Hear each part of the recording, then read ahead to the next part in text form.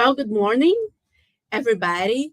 I'm Eloisa. I'm Director for Natural Gas, for Petroleum, Natural Gas, and Biofuels Studies at the Energy Research Office in Brazil. It's a pleasure to be here. I thank you all for joining us this morning here in Brazil to this webinar to talk about natural gas in Brazil. Very exciting times, very exciting topic. And actually, this webinar is a warm up to the third Brazil Energy Summit, which will be held here in Rio in June 13th and 14th. I invite you all to attend the summit. And I have a surprise for you. And I'll keep reminding you that for those who are with us today, you get a 10% discount. Just get in touch with the EN team that is in the comments with you. They will help you in that. And I would like to introduce and give a warm welcome to our panelists today. Adriano Lorenzon. Adriano is Director for Natural Gas at Abrace Energia. Abrace is the Association for Large Industrial Energy Consumers and Free Consumers for Brazil. Adriano is also the General Coordinator of an institution here we call the Natural Gas Forum.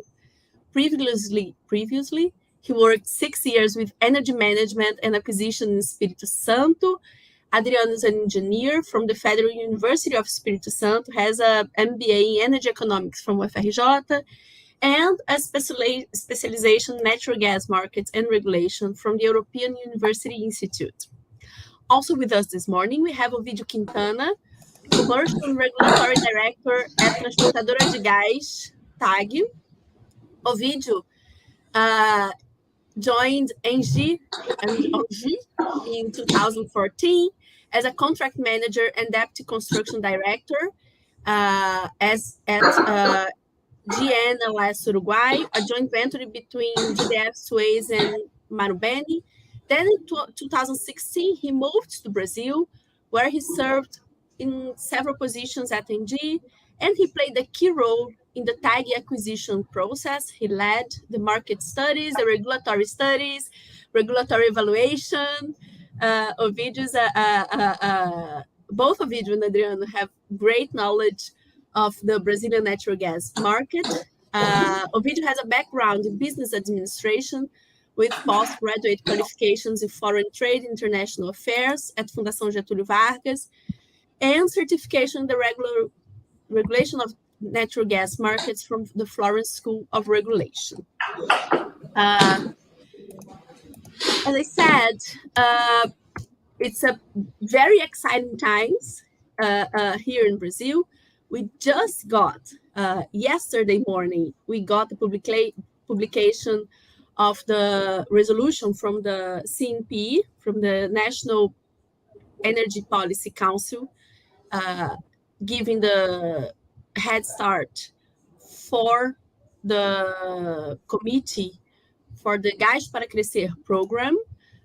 Natural gas is a key instrument for the government to boost economic development and social inclusion. And we have been experiencing lots of changes lately in the Brazilian gas market.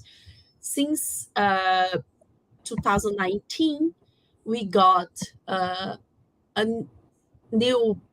several mechanisms that provided the opening of the natural gas market. So now we have different transportation agents, several carriers, multiple operators, multiple people on the commercialization side. We got a new law. That law came during a pandemic and the war in Ukraine. So it was a very challenging time for Brazil to be aiming to boost the natural gas market, but we did it anyway. And I dare to say it was a success. and now we have to advance. And so, and why do we have to advance? First of all, Brazil has a great potential for natural gas. We have lots of reserves. Second, natural gas is a key instrument in the Brazilian natural gas, in the Brazilian energy transition strategy. Natural gas provides, and Adriano can talk a little bit more about that. Natural gas provides a safe and technological known pathway for the industry decarbonization. It later on it can connect us with the biomethane, hydrogen infrastructure. So give us a very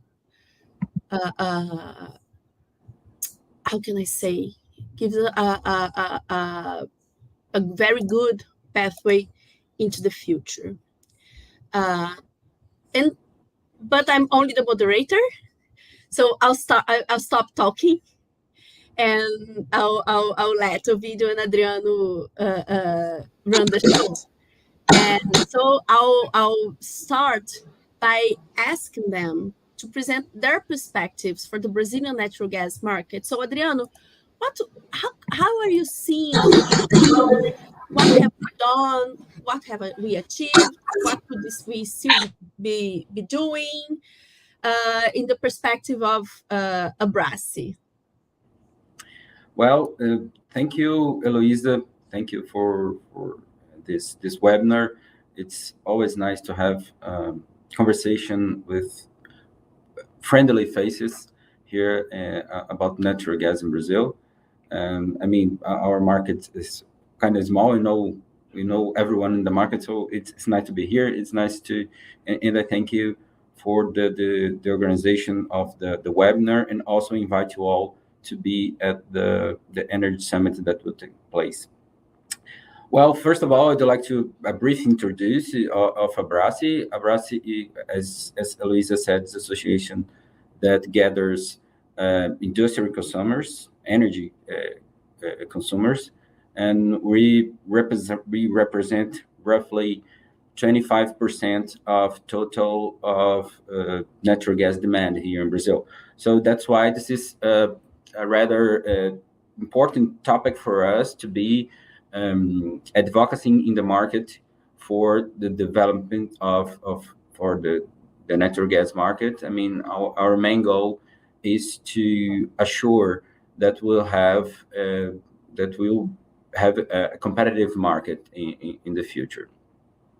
That said, I mean, the Abrasi's view is that first of all, it's nice to hear that we had changes in the government, but natural gas keeps being seen as a great tool for the country development as in general. I mean, natural gas can be an instrument to develop more jobs, more well-being for the population. I mean, it's the third government. I mean, we had the gas to grow, the gas para crescer, then we have the novo mercado de gás, or the new gas market, and now we have the gas para empregar, gas to get jobs.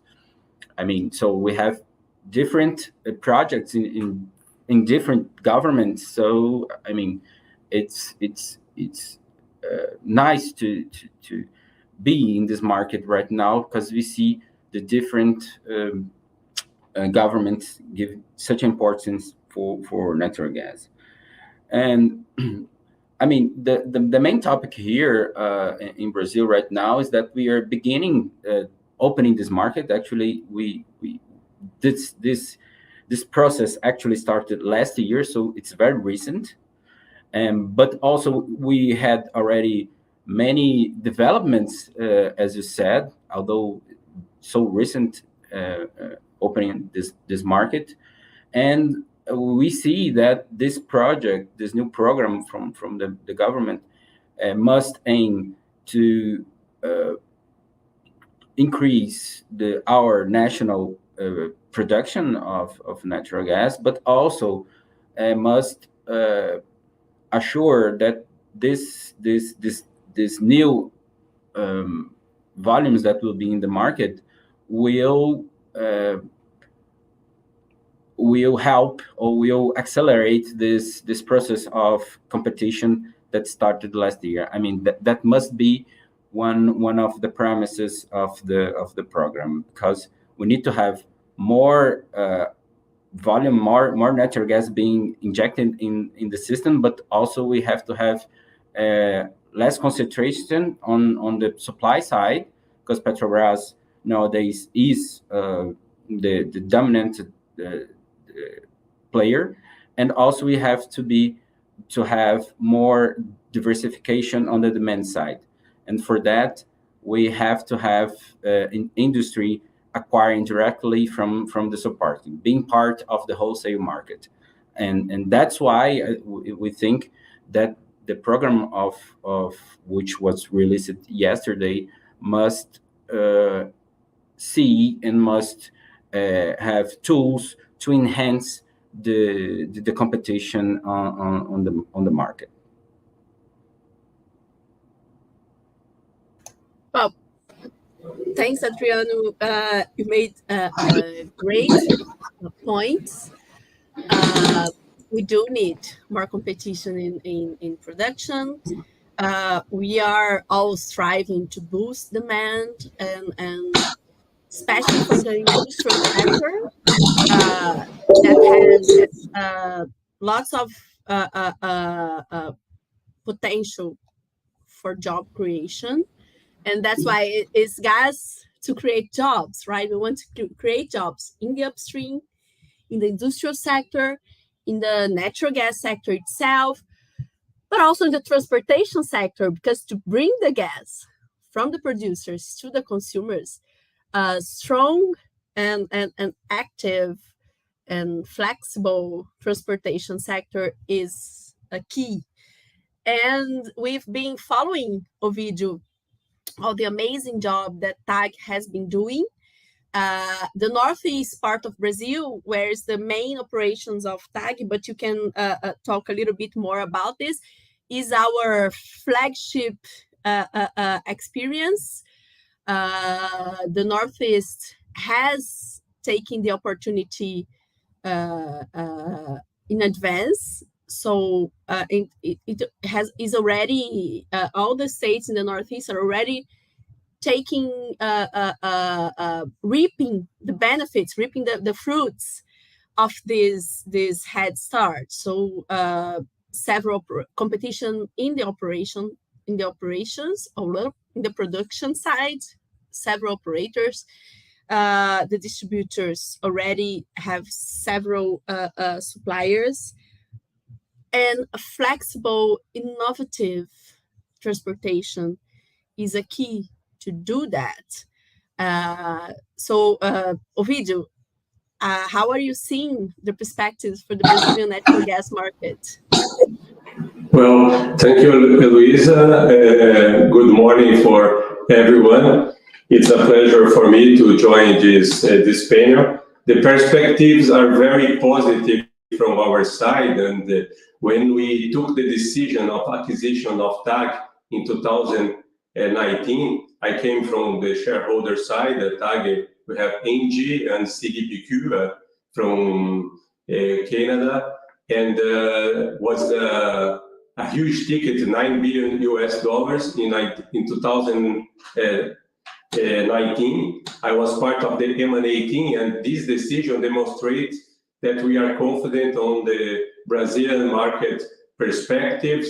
We are investors with a long-term view, and we also have confidence on the legal or regulatory environment. So, as Luisa used to say, that this process is a journey. It's like we are climbing a mountain, and sometimes we stop for briefing and we look to the top. Oh, there is a lot to do yet. But when we look down, so we need to celebrate that we are moving, we are making progress, and we are moving ahead. So the first very important point to highlight, to reinforce, is that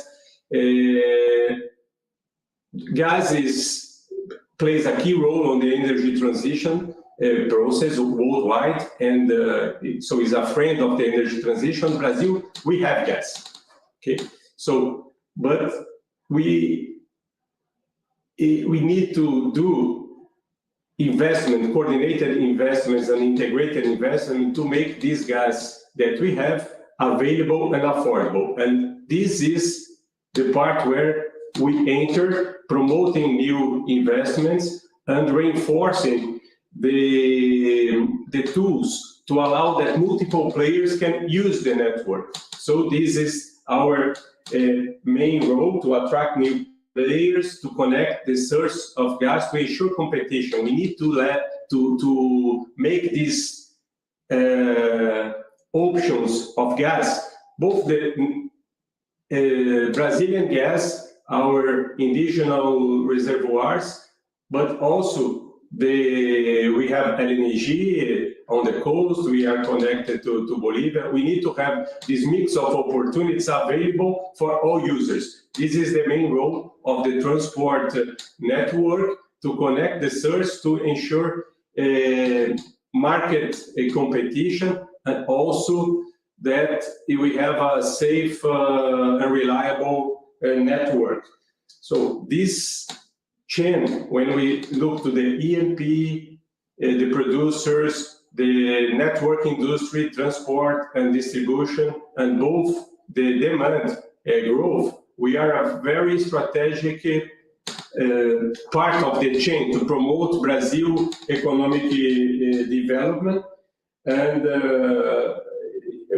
I believe that we can celebrate that we are doing our part and talking to the market, have a lot of discussions, and it's very important, this coordination, to promote smart investments on the chain. And taking our experience in the Northeast, we opened the market, allowing the first free consumers in 2021, the group Unigel, 2 fertilizer plants that become free consumers. And then in 2022, we moved from one single shipper, basically Petrobras, to more than 14 shippers. And now we can celebrate that in 2023, our revenue rights, regulated revenue rights, which came from only from Petrobras in the past, now we have 23% of our revenues coming from the new market. We demonstrate how we could move fast and continuously supporting the entering of new players. We also can celebrate that in Northeast region, we could promote the competition. The average price was around 18% from the reference previously from Petrobras.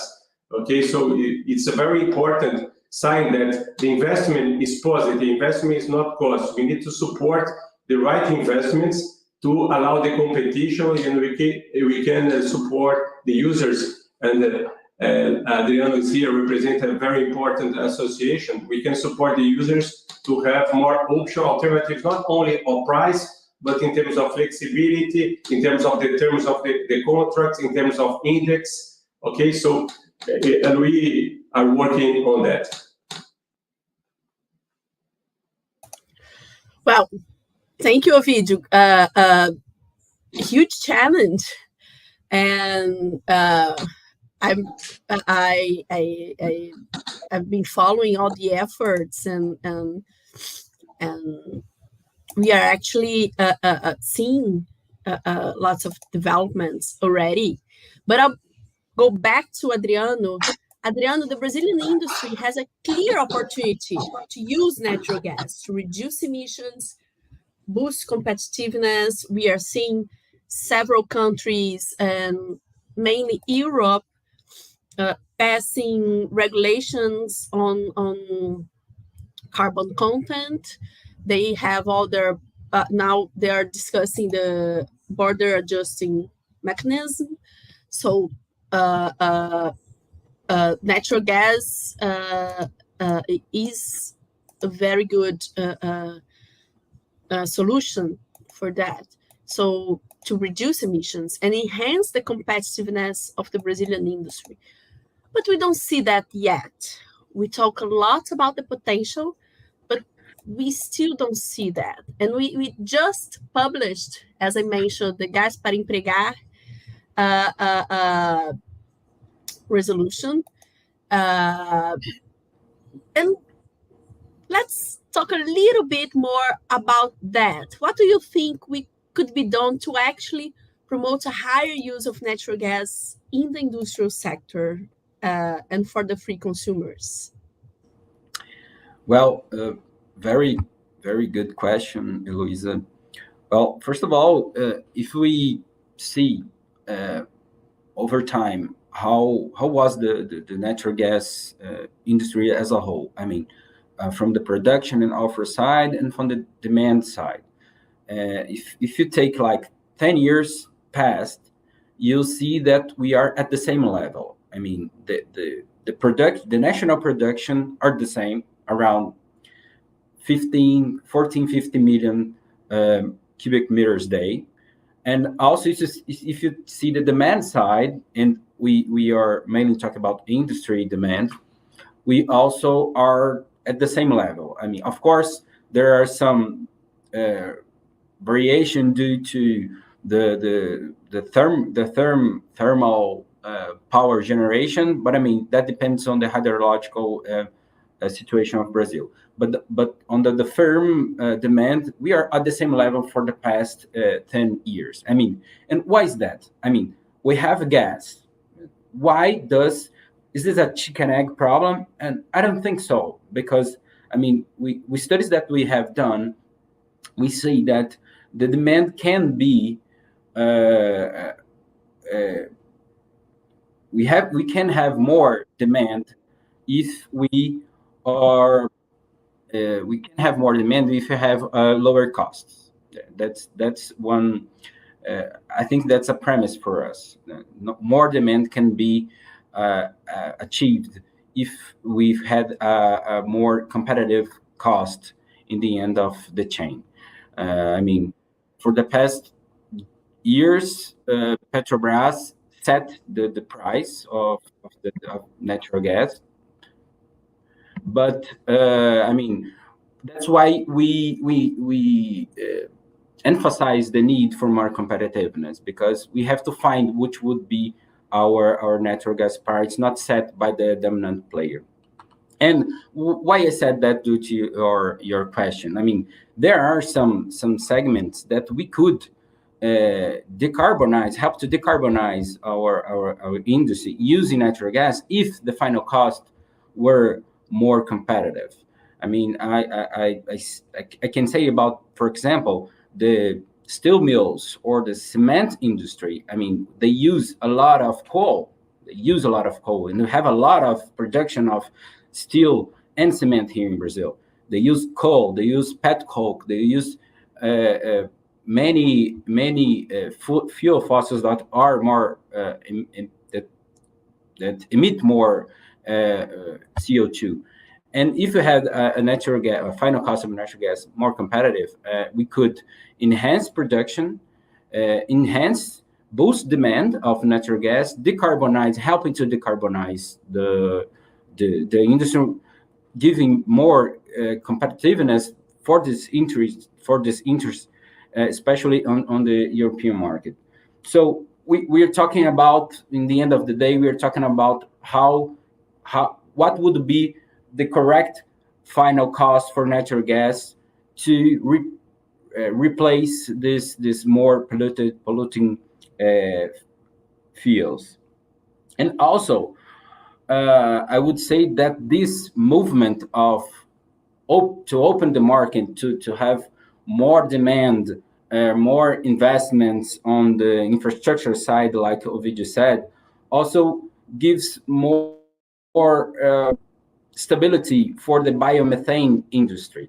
And we have a huge potential here in Brazil of biomethane production also. And with natural gas, this could be a symbiotic gather to have more natural gas replacing more fuel fossils, and also could have more biomethane entering the system. That there are some industry very interested in on having biomethane. So so to summarize, I think the more competitive cost of natural gas could help, I mean, to decarbonize the industry with natural gas and with biomethane, and also giving us a more competitive market for the industry and for the suppliers. Thank you, Adriano. In Ovidio, Adriano talked a lot about the potential and what we could do, and as long as the price is right. What do you see are the main challenges to developing natural gas projects in Brazil? Because we do know that infrastructure projects in Brazil are quite a challenge, and we will not have a strong competitive natural gas market without the infrastructure. What do you think could be done to develop more projects so that we have more projects? And I do know that TAG has lots of projects in its pipeline. And given the challenges, what could we do to mitigate them? And I'm already asking you lots of the questions that I will come back during the Gás para Empregar job. So it's on video. I will take this material, guys.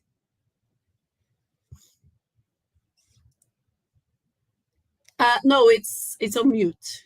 So one thing, okay, now is okay. So I will make a link with some points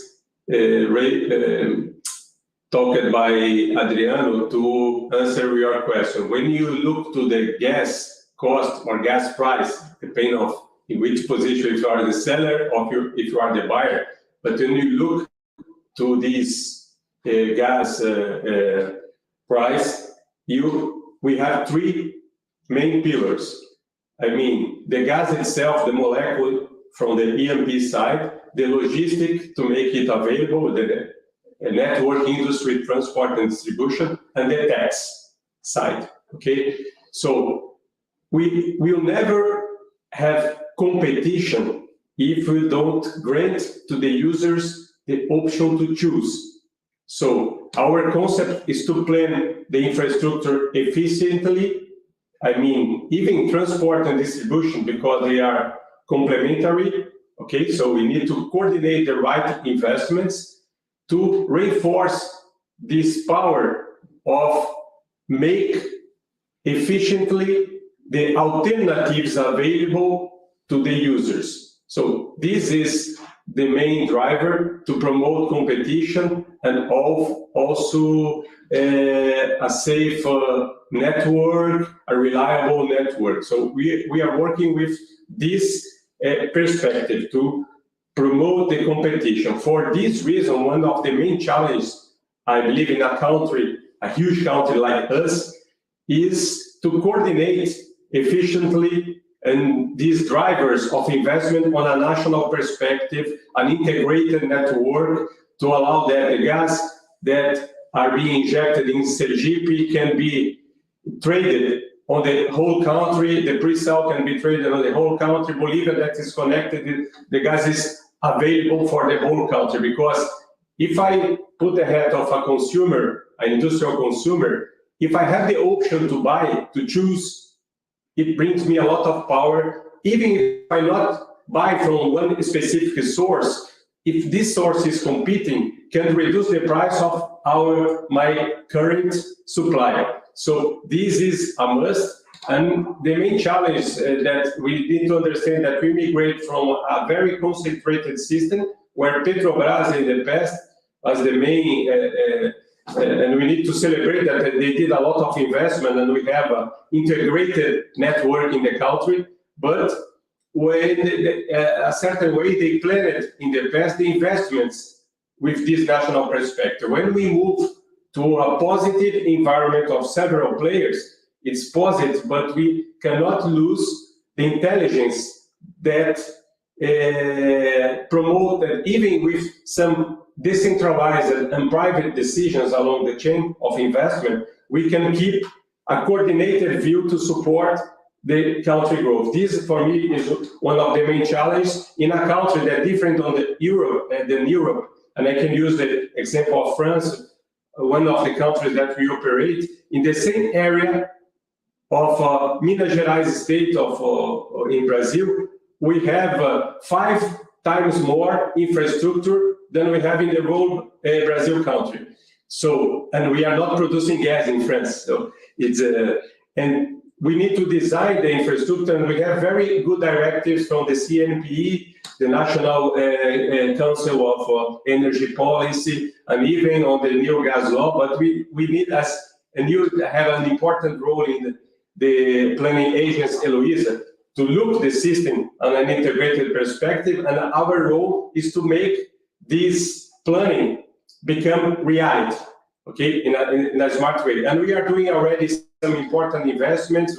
Now in this moment, we are building more than 100 kilometers of new pipeline in the Ceará state to unbottleneck the system, part of the system in the Ceará state. We are doing 25 kilometers of pipeline to connect an existing LNG terminal that was not available to the market as nearby the coast, but only linked to a thermal power plant without providing benefit to the system to compete on the system. And we are also doing new city gates in partnership with the distribution companies, like one in Bahia, that Bahia Gas, a distribution company, they are doing a distribution pipeline to connect new market, and we are building the city gates from where they are going to connect to take the gas from the system. So the challenge at the end, just to conclude, by that we cannot lose this intelligence of the integrated network in favor of the market in an environment that in Brazil that we have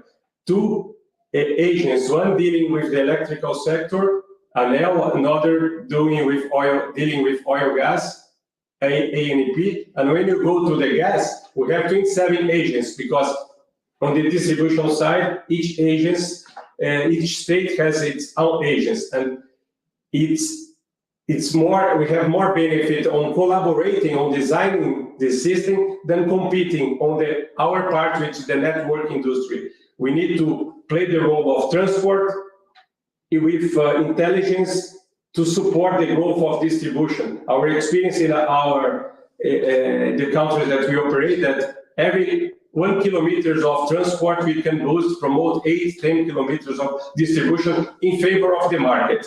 Do the engineering planning like we do in our home when we are planning this is to be smart on the capex disbursement to support the market growth. This is one of the main challenges for me in an environment with multiple agents and multiple actors.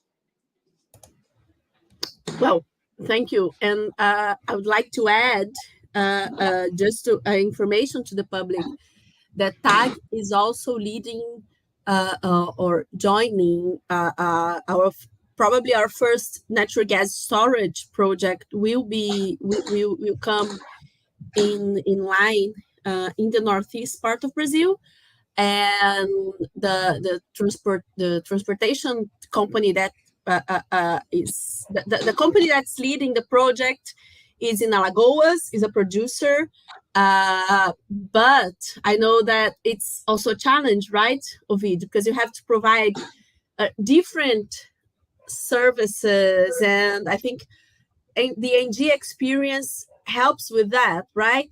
Because you already take a lot from the lessons learned in Europe. But I'll go back to Adriano.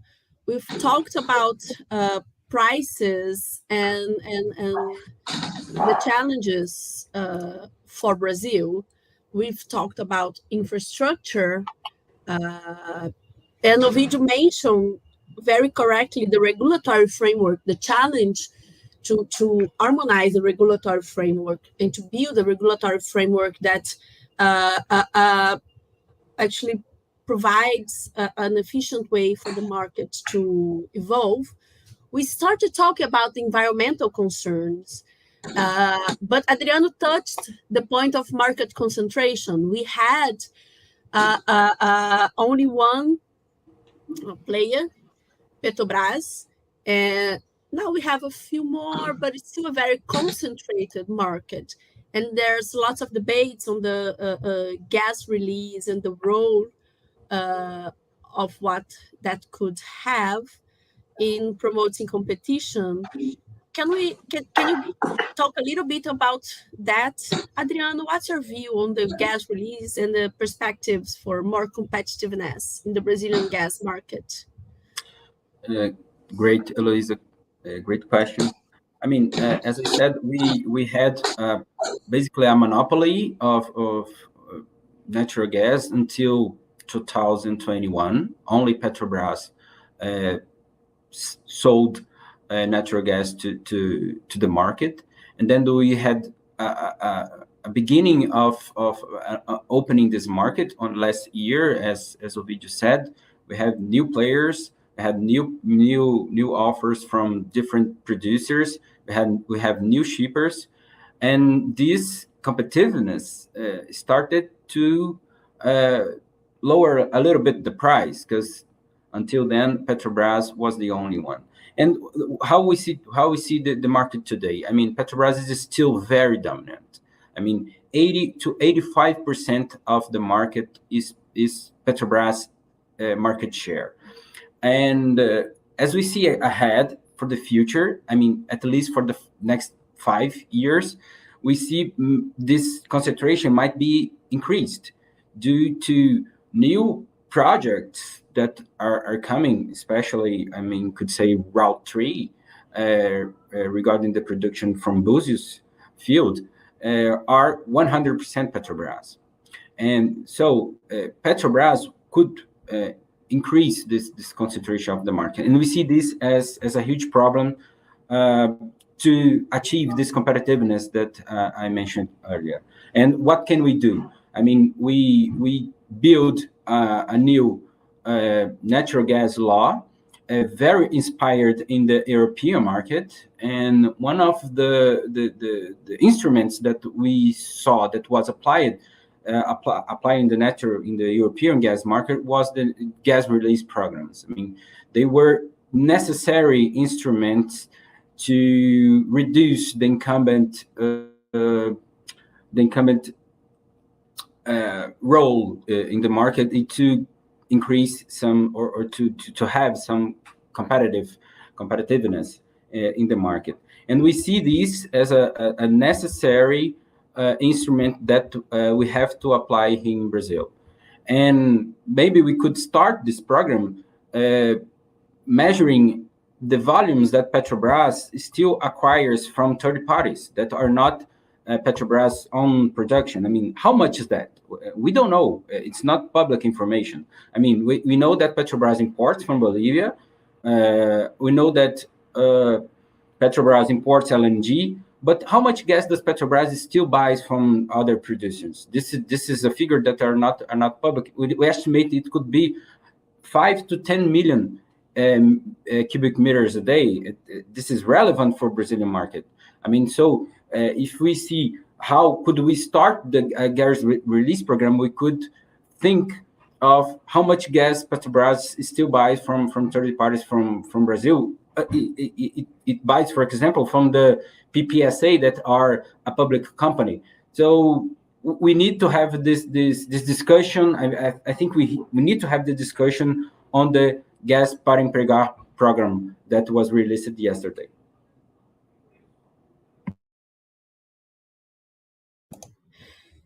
Thank you, Adriano. And I'll go back very quickly. We are running out of time, and I would like to remind everybody that this is just a warm up. Whatever we didn't have opportunity to mention here, we will come back to all those topics in the third Brazil Energy Summit that will be held in June 13th and 14th here in Rio de Janeiro, and which I invite you all to attend. I don't know if we have, I think we have, but we still have time to answer one question that came from the audience. The question was, in light of the growing interest in the alternative energy sources like hydrogen and the role of renewable, how do you envision the integration and coexistence of multiple energy sources, including natural gas and hydrogen, in Brazil's energy landscape? Ovidio, sorry, because I know that you have the experience from ENGIE, and in Europe, your controller is already facing several questions and taking the opportunity to reflect on mixing hydrogen into the natural gas transportation. There are synergies, but what are the potential synergies and challenges associated with developing this diverse mix? Do you see that as a challenge or an opportunity for your business, Ovidio? Well, challenge and opportunities are the opposite sides of the same coin, yes? But I see with a lot of opportunities, and I am, in particular, I am a member of the board of the Brazilian Biogas Association, okay? So when we talk about renewable gas, we can talk about biomethane and hydrogen. I think biomethane is much, let's say, easier because only inside the specification or technical specification of the gas composition decided by ANP, you can move easily on the network, and Brazil has a very huge potential of biogas and decentralized, and biogas and biomethane, of course. So what we are working, based on the experience we have in Europe, is to ensure that this decentralized biomethane can connect efficiently on the network, no matter if it's on distribution or transport, physically speaking, but ensuring that commercially speaking, it can be traded on a national hub. This is competition. So when we plan the network, we have, for the biomethane, we have some regions of Brazil with a very strong potential to produce biomethane, but not a very expressive market to consume. So we need to organize the network and coordinate the investment between distribution network and transport network, as we are doing in France, to have an efficient capex disbursement to allow that a smart connection, physical connection, and a commercial view on a national hub. On the hydrogen side is the difficulties. We have the same concept, by the way, when you talk about the blends. We are studying, let's say, the opportunities of some dedicated hydrogen pipelines according to the project. It's another subject, but when you think about the blend that we can mix with the natural gas inside the network, we have some technical concerns according to the pipeline, the technical characteristics of the network. We can support some blends between natural gas and hydrogen, but the point is not only on the transport, but then you have the distribution and the consumption. Okay, this mix of blends should be available on the whole chain. So basically, the biomethane is much easier task, and we have a very strong potential. They used to say that we have kind of pre-sal also in terms of biomethane, and when we plan the infrastructure, this is very important because at the end of the day, we transport energy, and it's natural gas and other renewable gas in the future. And just to conclude with one point very important from Adriano, when we look about the challenge, you said to this gas release program, and we have multiple players, multiple suppliers, and also support the interest of the traders and the free consumer. The free consumer is an ally of the market opening. We need to promote multiple players as much as we can do this. And what's very important in Brazil, the TCC, the agreement between Petrobras and the antitrust authority, where there are some divestment commitments, and this was very important to bring us to the stage where we are. And as I mentioned in TAC, we have already 23% of our revenue coming from the new market. Comparing to the Europe and the process of market opening, we make in 1.5 years a very representative progress on this. We need to continue on this journey to climb the mountain.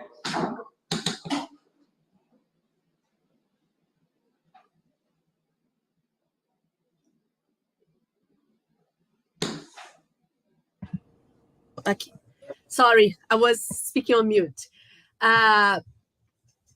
Great point. Great point. For those watching us, biomethane in Brazil is a huge opportunity. And we just launched in February our decarbonization scenarios for Brazil. It was a joint study financed by the World Bank with SEBRE and EPE. The study itself was done at the Federal University of Rio de Janeiro. And the study showed that in the Brazilian net zero strategy, biomethane plays a huge, huge role.